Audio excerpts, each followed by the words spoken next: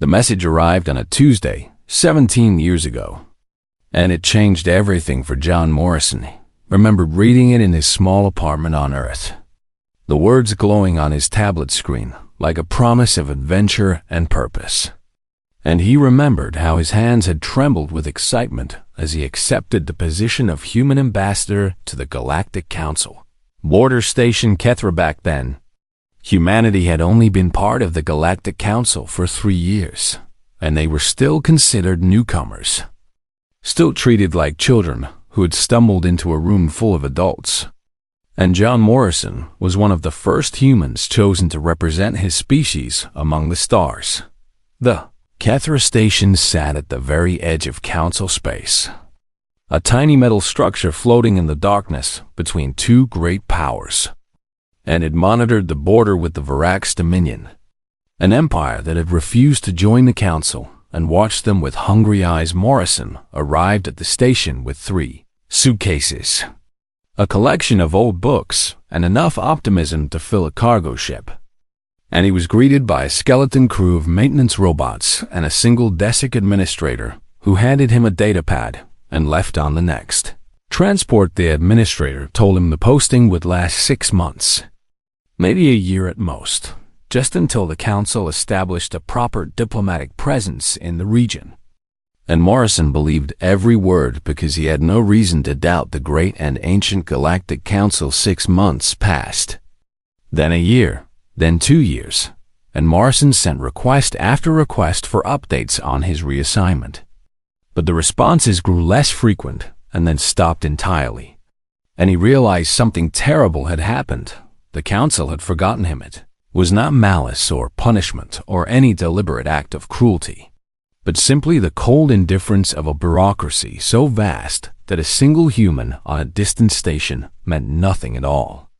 And Morrison found himself alone in the darkness between empires, with no one coming to bring him home. The supply ships still arrived every 3 months, automated deliveries that required no human oversight, and his salary still appeared in his account, transferred by systems that had no idea the position was supposed to be temporary. And in this way, the Council remembered him, just enough to keep him alive, while forgetting he existed as a person. Morrison could have left, could have boarded a transport and returned to Earth and demanded answers, but something kept him at the station, a stubborn pride that refused to abandon his post, even when his post had abandoned him. And so he stayed, and he watched the Varax patrol ships pass by the station every few days, their strange organic hulls pulsing with bioluminescent light. And Morrison began to track their movements, noting the patterns in their routes, the timing of their shifts, the subtle variations that revealed their military discipline. He had nothing else to do, so he studied them with the obsessive focus of a man who had been given far too much time and far too little company. And he filled notebook after notebook with observations and theories and questions. The station's computer contained a small library of information about the Varax, most of it outdated and incomplete, and Morrison devoured every word and then began to add his own research, building a database that grew larger with each passing year.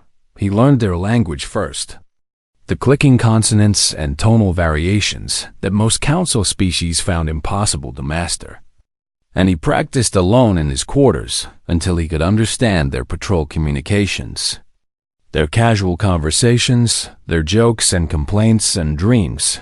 The Varax were not monsters, he discovered, not the faceless enemy that Council propaganda painted them as, but a complex society of multiple species held together by the iron grip of their ruling caste, the Varax Prime, who had conquered world after world and demanded absolute loyalty. The conquered species within the Dominion served because they believed the Varax Prime were invincible, because no one had ever defeated them in war, because their empire had grown for 10,000 years without a single significant loss. And this belief was more powerful than any weapon. Morrison wrote reports about everything he learned and sent them to Council intelligence, detailed analyses of Varax psychology and military doctrine and social structure. But no one ever responded, and he began to suspect that no one ever read them. 5 years became 10 years. And 10 years became 15, and Morrison grew older in his tiny station, his hair turning gray and his face growing lined. But his mind stayed sharp because he gave it constant work. And he never stopped watching the border. He talked to the traders who passed through the region, merchants and smugglers who moved between Council space and the Dominion. And he learned things that no official intelligence report would ever contain. Secrets whispered in cargo holds and Cantonese. Varax were planning something. The traders said something big. And Morrison could see it in the changing patrol patterns and the increased military traffic. In the way the Dominion ships no longer bothered to hide their movements, he sent warning after warning to the Council. Messages marked urgent and priority and emergency. But they vanished into the same administrative void that had swallowed everything else. And Morrison realized that when the storm finally came, no one would be ready 17 years after his arrival. John Morrison stood at the observation window of Kethra Station and watched a Varax fleet gather in the distance. Hundreds of ships assembling for an invasion that would catch the entire Galactic Council by surprise. And he felt something he had not felt in a very long time. He felt angry, not at the Varax, who were simply doing what empires do, but at the Council that had left him here to rot while they ignored every warning he had given them. At the bureaucrats who had forgotten his name, while he dedicated his life to watching their enemy John Morrison, had spent 17 years becoming the greatest expert on the Varax that the galaxy had ever known. And now the Council would need that expertise desperately. And he found himself wondering if he would even bother to help them. But that was a question for tomorrow. Because today there was work to do. And Morrison turned away from the window and began composing yet another report, knowing it would probably go unread like all the others, but sending it anyway because that was who he was. He was the man who stayed at his post. He was the man they forgot. And soon, very soon, they would remember his name. The invasion began on a morning that felt like any other morning across the 12 systems that would fall before Nightfall Vorax warships emerged from fold space without warning, their massive organic hulls tearing holes in reality itself. And they struck military installations and civilian centers and communication networks all at once. A perfectly coordinated assault that left the Galactic Council. Reeling Fleet Admiral Tessara of the Volanthi received the first reports in her command center on Council Prime. And she stared at the tactical display with 3,000 years of military tradition, telling her this was impossible. That no enemy could strike so many targets simultaneously. That the Council's defenses should have detected the attack before it happened, but the defenses had failed, and the attack had succeeded. And within 6 hours, the Varax Dominion had captured more territory than any enemy in Council History. Tesser was old even by Volanthi standards. Her scaled skin faded to pale silver, her eyes clouded with age but still sharp with intelligence. And she had commanded Council forces through 17 conflicts without ever facing defeat. But this enemy was different. The Varax did not fight like any species she had encountered before. Their tactics fluid and unpredictable, their ships moving in patterns that seemed random but always led to victory. And Tessara found herself giving orders that arrived too late to matter. She ordered the Second Fleet to defend the Corinth system. But the Varax had already bypassed it and struck the supply lines behind. And she ordered the Fourth Fleet to counterattack at Vessel Point. But the Varax had anticipated the move and set a trap that destroyed half the fleet in minutes. Nothing worked.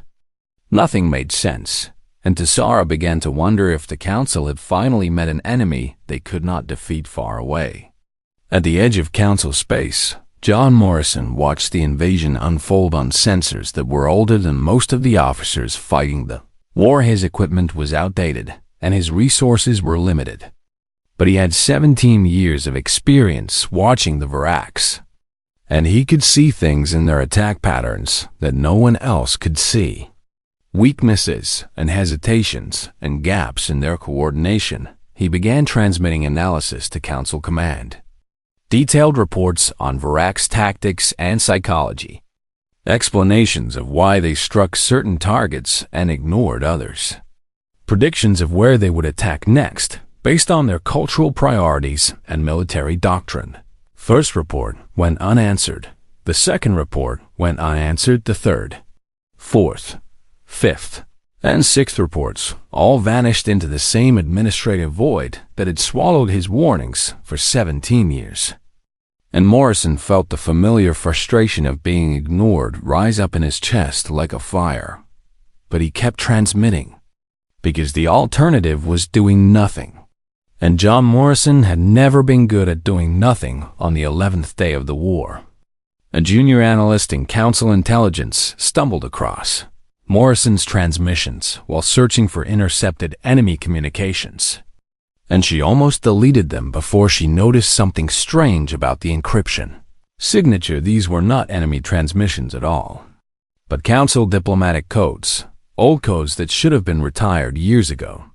And the analyst traced them back to a border station that her records said had been decommissioned a decade earlier. She brought the transmissions to her supervisor, who brought them to his supervisor, who brought them to the director of Council Intelligence, who read Morrison's analyses with growing disbelief, and then asked a question that no one could answer.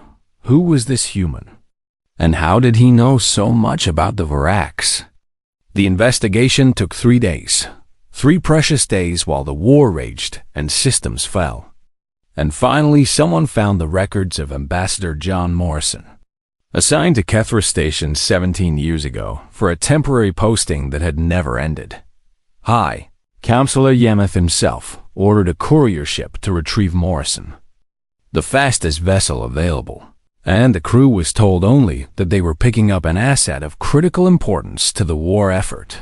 The courier arrived at Kethra Station, expecting to find a military installation or a spy network or some secret weapon that could turn the tide of the conflict. And instead they found a single aging human in a station that smelled of recycled air and loneliness. Morrison looked at the young officers who boarded his station, their uniforms crisp and their faces nervous, and he saw in their eyes the same look that people gave to ghosts, the disbelief of encountering something that should not exist. The team leader, a Thessic lieutenant named Korath, introduced himself and explained that the council required Morrison's presence immediately, that his expertise was needed to help win the war. And Morrison listened to every word with an expression that revealed nothing. When Korath finished speaking, Morrison asked a single question, his voice rough from years of talking only to himself. What took you so long? Korath had no answer, because there was no answer that could justify 17 years of abandonment. And so he simply gestured toward the courier ship and asked Morrison to gather his belongings. Morrison had already packed 3 cases of handwritten notebooks and data crystals containing everything he had learned about the Varaks. The work of 17 years compressed into containers that 2 officers could carry without effort. He took one last look at the station that had been his prison and his home, at the observation window where he had watched 1,000 Voraks patrols pass by, at the communications console where he had sent messages that no one ever read. Then he walked onto the courier ship and left Kethra Station behind forever. The journey to Council Prime took 4 days, and Morrison spent every hour reviewing his research, preparing himself to share what he knew with people who had never cared enough to listen before. And he wondered if they would listen now or simply ignore him again. When the courier arrived at Council Prime, Morrison was escorted through corridors filled with military personnel and diplomats and officials, who all seemed to be running in different directions. The chaos of a civilization at war, visible in every frantic face. He was taken to a holding room and told to wait. And Morrison sat in a chair designed for species much larger than humans and looked at the wall and thought about everything that had led him to this moment. 17 years of patience, 17 years of watching and learning and preparing, And now the Galactic Council finally needed what he knew. And Morrison found himself wondering if he should help them at all, but that was anger talking. And Morrison had learned long ago that anger was useful only if you controlled it, rather than letting it control you. Varax were not going to stop with 12 systems. And if the Council fell, Earth would eventually fall too. And Morrison had not spent 17 years becoming an expert, just to watch everything burn because his feelings were hurt. He would help them, because helping was the right thing to do, but he would make sure they never forgot him again. The Grand Chamber of the Galactic Council was the largest enclosed space John Morrison had ever seen. A vast dome that could hold 10,000 representatives from 1,000 different worlds. And he stood at its center feeling smaller than he had ever felt in his life.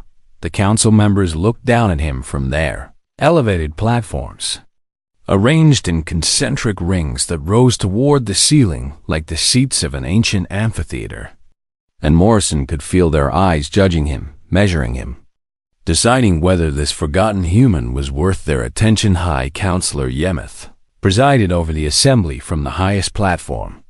His Volante features impossible to read, his voice amplified by technology that made it seem to come from everywhere. At once the counselor explained why Morrison had been summoned, described the intelligence he had been transmitting, and asked the assembly to hear what this human had learned about their enemy fleet. Admiral Tessara spoke first. Her voice sharp with barely concealed contempt, she questioned Morrison's credentials, his methods, his motives, and she suggested that 17 years of isolation might have damaged his mind, that his analyses might be nothing more than the delusions of a man who had been alone. Too long. Morrison listened without responding, because he had learned patience in ways that Tessara could never understand. And he waited for her to finish before he began his defense. But before he could speak, Ambassador Chen Wei of Earth rose from the human delegation's platform, his voice cutting through the chamber like a blade. Chen Wei was everything Morrison was not. Polished and political and comfortable in the halls of power. But he defended Morrison with a passion that surprised everyone who heard it. Spoke of the intelligence Morrison had provided, the accurate predictions, the insights that no other source had matched. And he demanded that the council give this man a chance to speak before they dismissed him. The chamber erupted in argument. Delegates from dozens of species shouting over each other in a chaos of languages and opinions. And Morrison stood at the center of it all and felt the weight of 17 years pressing down on his shoulders. High Counselor Yemeth called for order, his amplified voice silencing the chamber with its authority. And he turned to Morrison and asked a simple question. What did he know about the Varax that the council did not? Morrison took a deep breath and activated the display system he had been given, projecting his research onto the chamber's screens. And he began to speak in a voice that was calm and clear despite the trembling in his hands. He showed them the Varax social structure, the rigid hierarchy that placed the Varax Prime at the top and dozens of conquered species below. And he explained how fear held this structure together. Fear of punishment and fear of failure, and above all, fear of the Varax Prime themselves. He showed them the military doctrine of the Dominion, the patterns in their attacks that revealed their priorities and prejudices. And he explained why certain targets were struck first and others ignored, why certain tactics worked and others failed. He showed them the psychology of the Varax Prime, their deep belief in their own invincibility, their assumption that they could never be defeated because they never had been defeated. And he explained how this belief was both their greatest strength and their greatest weakness. The chamber grew quiet as Morrison spoke, the arguments fading into attentive silence. And even Tessara leaned forward in her seat as he revealed secrets that no council intelligence service had ever discovered.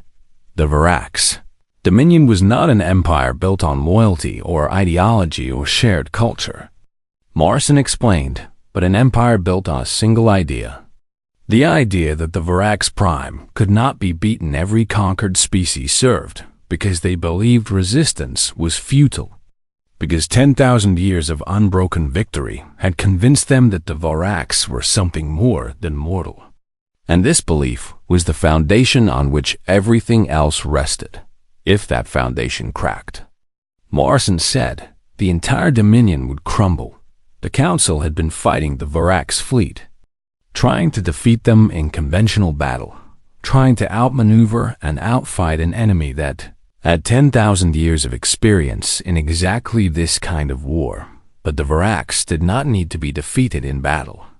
Morrison argued they needed to be proven vulnerable. They needed to be shown bleeding and broken and afraid. And once that image spread through the Dominion, the conquered species would do the rest to strike the Voraks' homeworld. Morrison proposed not to conquer it or destroy it, but simply to reach it, to prove that the untouchable heart of the Dominion could be touched, and watch as the Empire tore itself apart from within. Fleet Admiral Tessara stood and called the strategy madness, the reckless fantasy of a man who had never commanded troops in battle. And she argued that any force sent to the Voraks' homeworld would be destroyed long before it arrived. The military establishment agreed with her. The Volanthi admirals, who had led council forces for millennia, and they voted unanimously to reject Morrison's proposal and continue with conventional defensive tactics. High Councillor Yemeth thanked Morrison for his insights and assigned him to an advisory position with no real authority, a meaningless title that gave him access to information but no power to act on it. The assembly adjourned, the delegates filing out of the grand chamber, and Morrison stood alone at the center of the empty space and felt the familiar weight of being dismissed by people who thought they knew better. But as he gathered his materials and prepared to leave, he noticed something that gave him hope. Junior officers from a dozen different species had approached the display terminals during the assembly, copying his research to personal devices, studying his analysis with hungry eyes. And Morrison realized that while the admirals might have rejected his ideas, not everyone in the military agreed with them. He found Chen Wei waiting for him outside the chamber, the Earth ambassador's face troubled but determined. And Chen Wei offered Morrison quarters on the human diplomatic compound, a place to stay while he figured out his next move. Morrison accepted the offer and began walking toward his new home. But his mind was already racing ahead, planning connections and conversations and possibilities.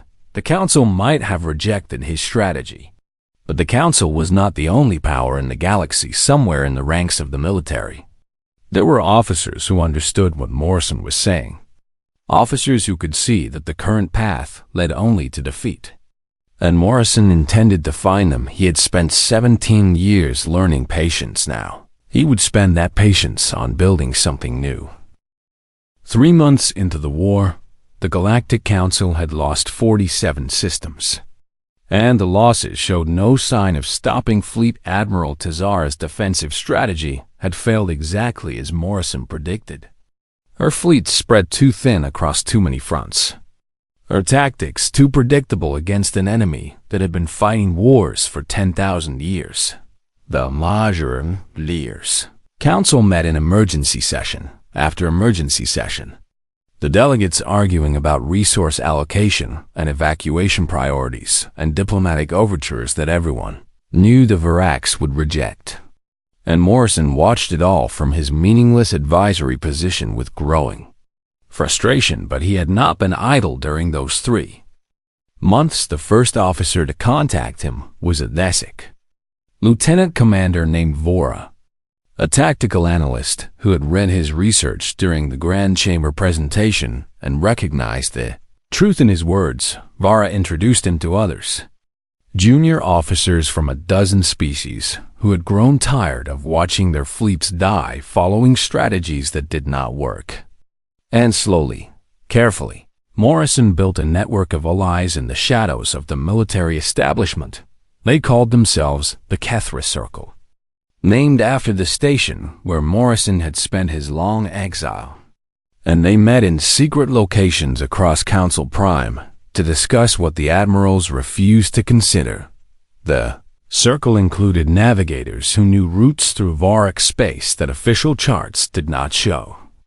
Engineers who understood how to modify ships for speed rather than firepower. Communication specialists who had broken Varak's codes. And commanders who had lost faith in their superiors, but not in themselves.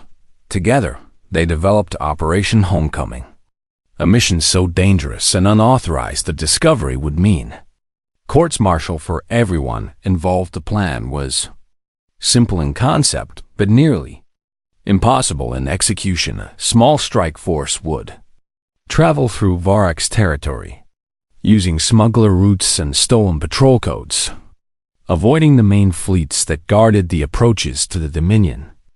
And they would reach the Varak's homeworld of Dominax Prime. Once there, they would not attack military targets or government installations, because they lacked the firepower for such an assault. And any direct attack would be crushed within minutes. Instead, they would broadcast a message, Morrison's message, transmitted on every frequency the Varaks used, reaching every conquered species in the Dominion simultaneously. The message would show the Varaks bleeding, show their homeworld vulnerable, prove to the galaxy that the invincible empire could be touched. And then the strike force would escape before the Varak's fleet could respond. If it worked, the psychological impact would spread through the Dominion like fire through dry grass, and rebellions would erupt on 100 worlds. If it failed, everyone involved would die, and the Council would never know what they had attempted. The Circle spent weeks gathering resources. Ships officially listed as destroyed in battle. Crews officially listed as missing in action. Supplies diverted from convoys that would never reach their destinations. Morrison was supposed to stay on Council Prime to coordinate the operation from safety, but on the night before the strike force departed, he announced that he would be joining them. The Circle protested, argued that he was too valuable to risk, that his expertise was needed for the aftermath rather than the mission itself. But Morrison refused to be swayed. He had spent 17 years watching from a distance while others acted, and he would not spend another moment safe behind the lines while people died executing his plan. Vora asked him why. Why a man who had been abandoned by the Council would risk everything to save it. And Morrison thought about the question for a long time before answering. Because someone has to remember what we are capable of, he said. And if I do not go, I will never know if I was brave enough to strike force departed at midnight. 12 ships carrying 300 crew members who had volunteered for a mission they might not survive.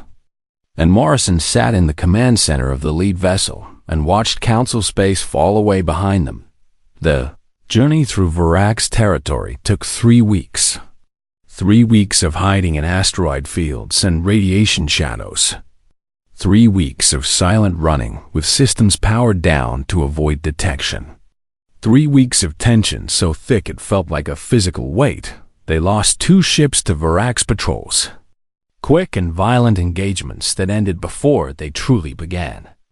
And Morrison mourned each loss while forcing himself to focus on the mission ahead. The smuggler routes were more dangerous than the official charts suggested, filled with hazards that regular navigation would never encounter, and 2 more ships were lost to accidents, hull breaches and reactor failures that claimed lives without any enemy involvement. By the time the strike force reached the outer edges of the Dominax system, they had lost 1/3 of their ships and nearly half their crew. And Morrison wondered if they had enough strength left to complete the mission, but they had come too far to turn back. And the surviving crews understood that their sacrifices meant nothing if they did not see this through to the end. The Varak's homeworld appeared on their sensors, like a jewel floating in the darkness, a planet covered in the organic architecture of the ruling caste. And Morrison felt his heart racing as he looked at the world that no enemy had ever reached. This was the moment, the culmination of everything he had learned and planned and sacrificed.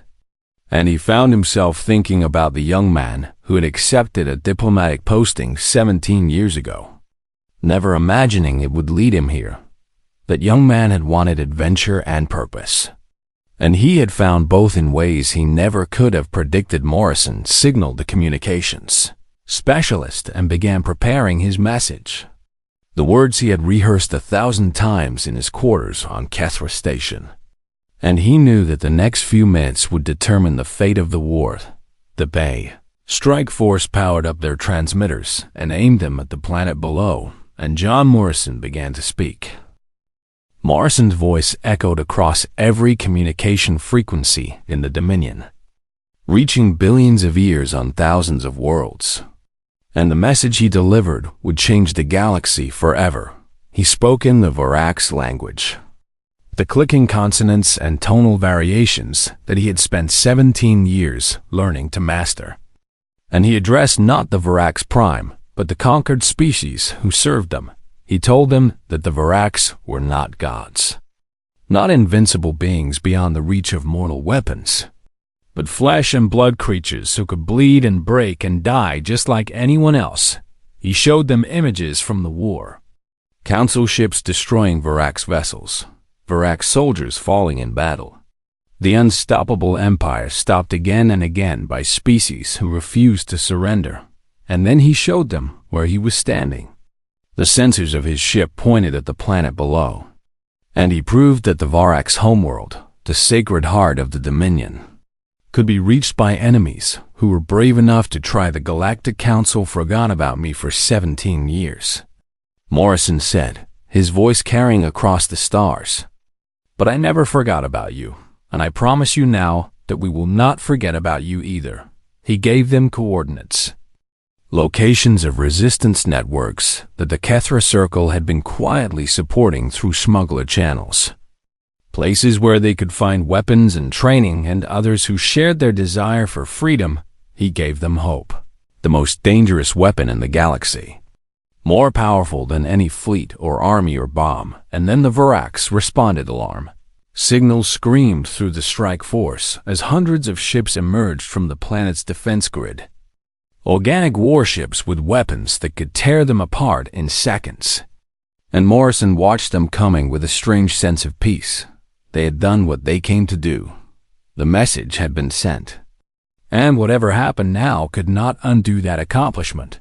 But the strike force was not ready to die just yet. The pilots executed maneuvers they had practiced 100 times during the journey, scattering in different directions, forcing the Varax to divide their forces. And Morrison felt his ship shudder as they accelerated toward the escape route they had plotted. 3 more ships were destroyed in the first minute of the pursuit. Bright flashes of light that marked the deaths of friends and allies. And Morrison forced himself to watch each one because they deserved to be remembered. Remaining ships plunged into the asteroid field at the edge of the system, using the rocks as cover while they powered up their fold space drives. And the Varax followed them into the debris with weapons firing. Morrison's ship took a hit that knocked out their primary engines. And for a moment, he thought this was the end.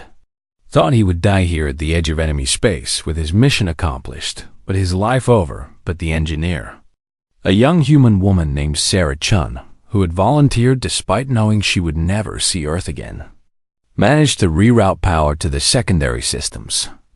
And the ship limped toward the coordinates where they could safely jump away. The fold space drive activated just as a Varax warship appeared directly behind them, its weapons already charging, and Morrison felt reality twist around him as they escaped into the void between stars. They made it barely. Impossibly, against all odds, they made it. The surviving ships regrouped at a hidden location deep in Council space. 6 vessels out of 12, 140 crew members out of 300. And Morrison stood in the cargo bay of his battered ship and looked at the faces of the people who had followed him into hell. He wanted to thank them, wanted to tell them what their sacrifice meant, but the words would not come. And so he simply nodded and let the silence speak for him. The effects of their mission became clear within. Weeks rebellions erupted across the Dominion, conquered species rising up against their masters. Inspired by the message that had proven the Varax could be challenged, the Varax fleet was forced to withdraw from a council space to deal with internal threats. Their invasion grinding to a halt as they struggled to maintain control of an empire that was suddenly tearing itself apart. World after world declared independence, their populations fighting with weapons provided by the resistance networks Morrison had helped establish. And the dominion that had stood for 10,000 years began to crumble from within 3 months after Operation Homecoming. The Varax ruling caste that did something they had never done in their entire history. They asked for peace. High Counselor Yemeth summoned Morrison to the Grand Chamber once again. But this time the atmosphere was very different from his first appearance. The delegates looked at him with respect now. Even awe, and Fleet Admiral Tizara was notably absent, having resigned her commission after the failure of her strategies became impossible to. Yemeth asked Morrison to explain how a forgotten human diplomat had accomplished what the combined might of the Galactic Council could. Not. Morrison stood at the center of the chamber, older and more tired than he had been before the mission, his body still healing from injuries sustained during the escape. And he answered with words that would be remembered for generations. You saw the Varax as an enemy to be defeated, he said, and I spent 17 years with nothing to do but understand them. You wanted to win a war, he continued, and I wanted to end one. There is a difference. The chamber was silent as Morrison spoke, every delegate hanging on his words. And he continued with a statement that would become famous throughout Council. Space humans are very good at being underestimated, he said. And we are even better at remembering what it feels like to be forgotten. High Counselor Yemeth announced the creation of a new position within the Pestish within the HFY Council structure. A role called Remembrancer, whose sole purpose would be to ensure that no voice from the frontier would ever go unheard again. He offered the position to Morrison, expecting the human to accept the honor he had earned through sacrifice and determination.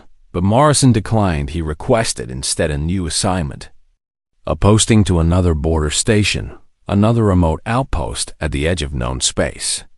And when Yemeth asked why he would choose isolation over influence, Morrison smiled. For the first time since the war began, some people do their best work when no one is watching. He said the council granted his request, and John Morrison departed Council Prime the same way he had arrived 17 years before, with a few cases of belongings and a willingness to serve in places others considered unimportant.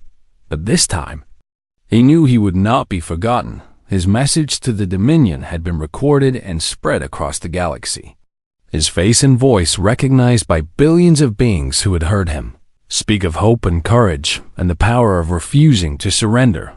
He became a symbol, not of military might or political power, but of the quiet determination that humans carried in their hearts. The stubborn refusal to give up, even when the universe seemed determined to break them. And in the years that followed, whenever anyone asked about the war with the Varax, the answer always included the story of John Morrison, the man they forgot, the man who ended the war, the man who proved that sometimes the most powerful weapon in the galaxy is simply refusing to be ignored.